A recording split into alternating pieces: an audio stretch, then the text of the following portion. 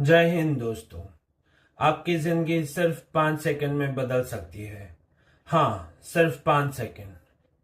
सोचो, सुबह अलार्म बजा, आपके सामने दो रास्ते हैं। एक, स्नूज बटन दबाकर वापस सो जाना।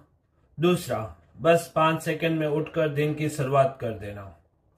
यही 5 सेकंड तय करते हैं कि आप जीतोगे या हार मान लोगे। मेल रॉबिन्स नाम की फेमस मोटिवेशनल स्पीकर ने एक तरीका बताया, 5 सेकंड रूल। जब भी डर लगे, आलस आए, टालने का मन करे, बस काउंटडाउन शुरू करो। 5, 4, 3, 2, 1 और तुम तुरंत एक्शन ले लो। यह छोटा सा कदम आपको उस जगह ले जाता है जहां आप जो बनना चाहते हो। हर बार जब आप ये 5 सेकंड जीतते हो तो धीरे धीरे आप अपनी आदतें बदलते हो, अपनी सोच बदलते हो और फिर पूरी जिंदगी बदल जाती है।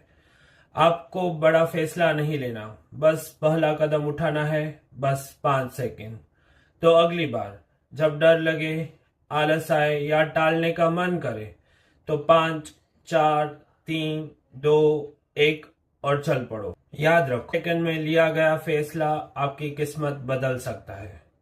दोस्तों, अगर ये बात आपके दिल को लगी तो अभी लाइक, शेयर और सब्सक्राइब करो।